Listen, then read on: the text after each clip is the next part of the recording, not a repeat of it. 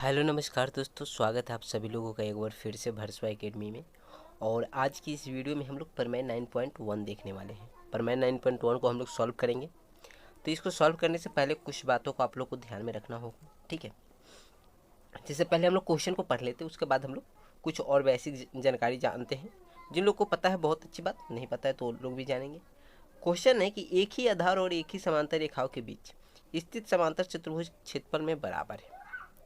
ये कह रहा है कि एक ही आधार और एक ही समांतर रेखा, मान लीजिए ए जैसे डीसी आधार है और ई एफ और ए बी एक ही समांतर रेखा पर स्थित है, दो चतुर्भुज, ठीक है, जो समांतर चतुर्भुज, ये दोनों का जो क्षेत्रफल होगा ना, वो क्षेत्रफल दोनों का बराबर होगा, इसका कहना है, ठीक है। तो सबसे पहले आप लोग को ये चीज़ को ध्यान में रखना होगा।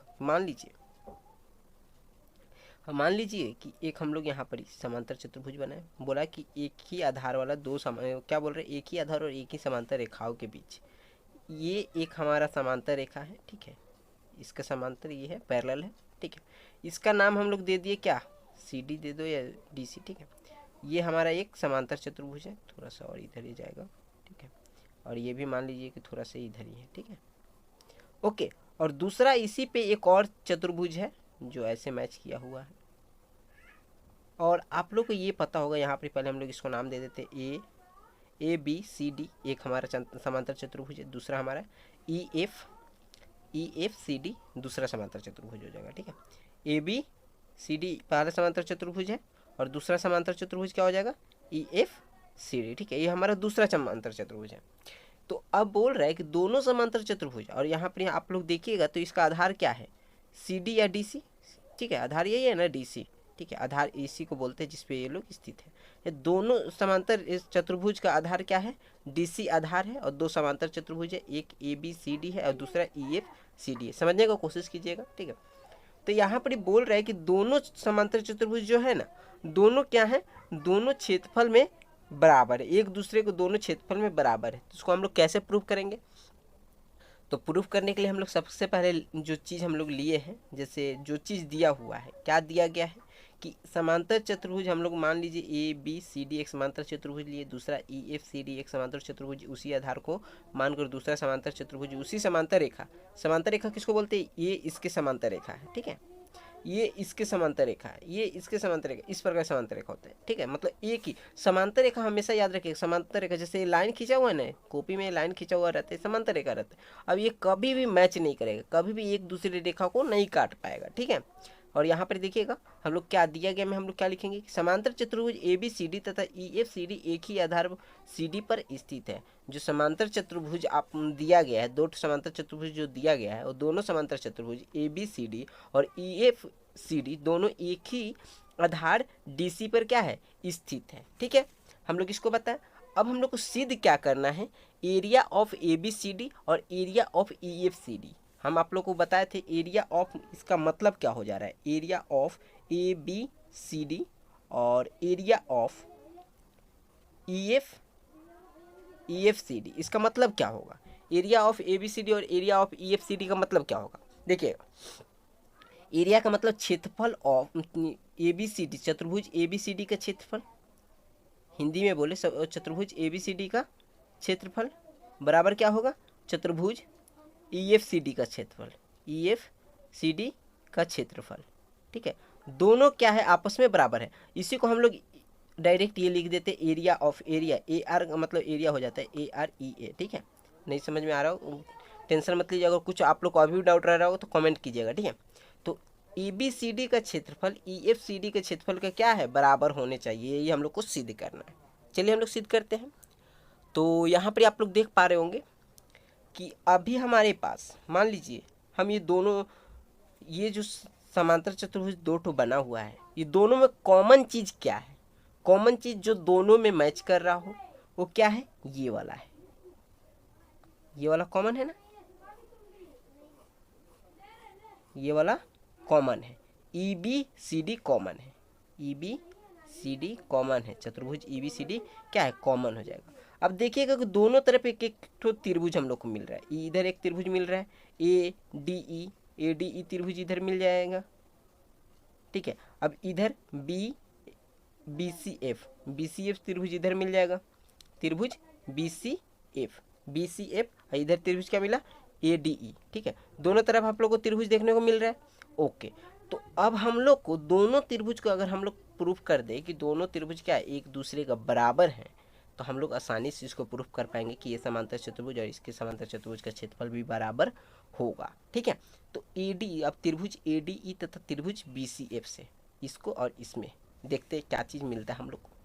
अब देख रहे हैं यहाँ पर कि त्रिभुज ADE और त्रिभुज BCF में AD ये जो समांतर रेखा है ADBC एक समांतर रेखा था ना, समांतर चतुर्भुज था ना यहाँ पर।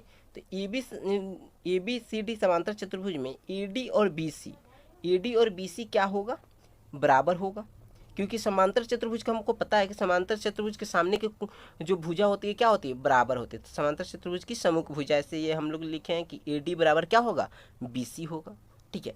अब देखिए कोण DAE और कोण CBF, कोण DAE मतलब ये वाला कोण के बारे में बात कर रहे हैं, और कोण CBF ये वाला कोण B। अब आप लोग देखिएगा यहाँ पर हम मान लीजिए एक लाइन खींच रहे हैं, ठीक है, और यहाँ से कोई हम लाइन खींचे समांतर चतुर्भुज बनाए, ठीक है। अब यहाँ पर जो कोण होगा, मान लीजिए यहाँ पर 50 डिग्री है, तो इधर में आप लोग को पता है ये पूरा घूमता है, तो कितना घूमता है, 180 डिग्री घूमता है। तो अगर यहाँ 50 डिग्री मिलेगा तो इधर हम लोग को 130 डिग्री मिलेगा, तो हमें यहाँ भी कितना मिलेगा, यहाँ भी तो 50 ही डिग्री मिलेगा ना। यहाँ वाला ये बाहर का कोण यहाँ पर 50 डिग्री, यहाँ अंदर का कोण 50 डिग्री मिलेगा। तो उसी प्रकार यहाँ देखिए कोण A जो है, कोण A अगर मान लीजिए कोण A क्या है, कोण B के क्या होगा, बराबर हो जाएगा समांतर चतुर्भुज से, ठीक है। यहाँ पर एक समांतर चतुर्भुज है ना, EFCD को हटा दीजिए, ABCD केवल देखिए, ABCD में कोण A जो है कोण B के बराबर होगा।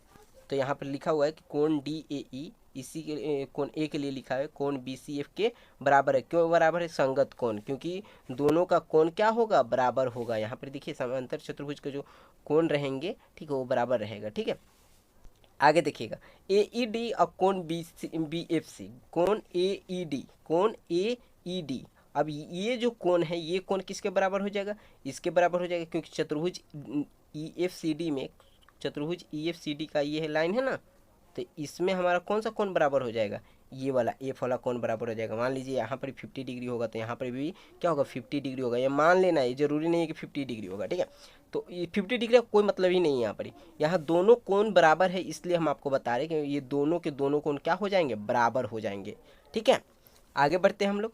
तो अब यहाँ तक जब हम लोग प्रूफ कर लिए हैं, तो अब आप लोग को पता होगा, अब यहाँ देखिएगा क्या है, 1 सेकेंड, त्रिभुज ADE सर्वांगसम त्रिभुज BCF, ये कैसे हो गया, तो ये ASA सर्वांगसमता नियम से हुआ। अब ASA सर्वांगसमता नियम है क्या, उसके बारे में भी जान लेते हैं। तो यहाँ पर थोड़ी सी बात को ध्यान से सुनिएगा। अगर त्रिभुज का, अगर ASA सर्वांगसमता नियम क्या कहता है, यदि दो त्रिभुज उनके कोण और अंतर्गत भुजा बराबर हो, उनकी क्या क्या हमारा बराबर है, ये बराबर है, ये बराबर है, इतनी भुजा बराबर है और ये कोण बराबर है। तो बोल रहा है कि यदि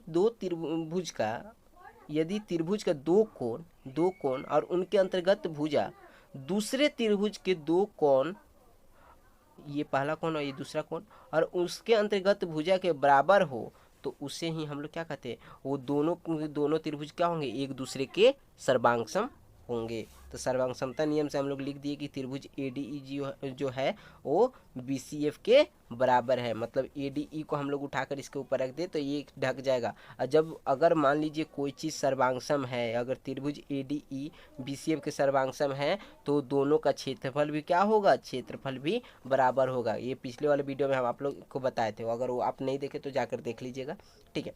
अब आगे बढ़ते हैं। अब देखिएगा एरिया ऑफ क्षेत्रफल ऑफ ADE किसके बराबर हो, BCF के बराबर हो। क्यों बराबर हो, क्योंकि समसमता त्रिभुज क्षेत्रफल में बराबर होते हैं। सर्वांगसम त्रिभुज जो होते हैं वो क्षेत्रफल में एक दूसरे के बराबर होते हैं। सर्वांगसम चतुर्भुज भी अगर होंगे तो वो क्षेत्रफल में एक दूसरे के बराबर होंगे। अब दोनों तरफ AR एरिया ऑफ EBCD जोड़ने पर, एरिया ऑफ EBCD जो हमारा कॉमन था ई बी सी डी, इसको अगर दोनों तरफ हम लोग जोड़ देते हैं तो क्या मिलेगा, इधर क्या था त्रिभुज ऑफ ए डी ई का क्षेत्रफल, और इधर हम क्या जोड़ देंगे, ई बी सी डी का क्षेत्रफल जोड़ देंगे। तो देखिए यहाँ ई डी का क्षेत्रफल, ये वाला क्षेत्रफल जुड़ गया, और यहाँ हम लोग इसका क्षेत्रफल जोड़ देंगे तो ये हमारा हट गया। ठीक है, तो ये हट गया, तो आप लोग देख पा रहे होंगे ए बी सी डी का हमको क्षेत्रफल यहाँ पर ही मिल जाएगा। ठीक है, मिल जाएगा ना। तो आगे बढ़ते हैं। अब देखिए इधर में हम लोग को क्या जोड़ना है, इधर में हम लोग जोड़ेंगे बी सी एफ में area of B C F, मतलब बी सी एफ का क्षेत्रफल में किसको जोड़ेंगे, ई बी सी डी का क्षेत्रफल जोड़ेंगे। जब E B C D B C F का क्षेत्रफल में ई बी सी डी का क्षेत्रफल जोड़िए, बी सी एफ ये त्रिभुज है, और इसमें ई बी सी डी का हम लोग क्षेत्रफल जोड़ेंगे, तो एक हमारा दूसरा चतुर्भुज बन जा रहा है, आप देख पा रहे होंगे, इसका भी हम लोग को क्षेत्रफल मिल जाएगा। मतलब दोनों का अगर जोड़ते हैं तो area of A B C D, क्षेत्रफल of A B C D और क्षेत्रफल ई एफ सी डी, दोनों के दोनों क्या होंगे, बराबर होंगे। अतः समांतर चतुर्भुज ए बी सी डी और ई एफ सी डी क्षेत्रफल में बराबर है। ये जो प्रमेय है ना, आपके एग्जाम में बार बार पूछा भी जाता है, तो इसको आप लोग नोट कर लीजिएगा। अगर वीडियो में आप लोग को सही से नहीं दिख रहा होगा तो इसका हम पीडीएफ आप लोग को वेबसाइट पर दे देंगे, तो वहाँ से जाकर उसको डाउनलोड कर लीजिएगा। ठीक है, चलिए मिलते हैं नेक्स्ट वीडियो में। इससे पहले हम आपको और कुछ बातें बता दें, जैसे कि ऑब्जेक्टिव जो भी क्वेश्चन आप लोग का वीकली टेस्ट के लिए है, तो वो भी जल्द से जल्द आप लोग को प्रोवाइड करवाने का मैं कोशिश कर रहा हूँ। तो वो सब भी रेडी है, तो वो सब भी जल्दी से जल्दी अपलोड हो जाएगा। चलिए धन्यवाद, जय हिंद, जय भारत।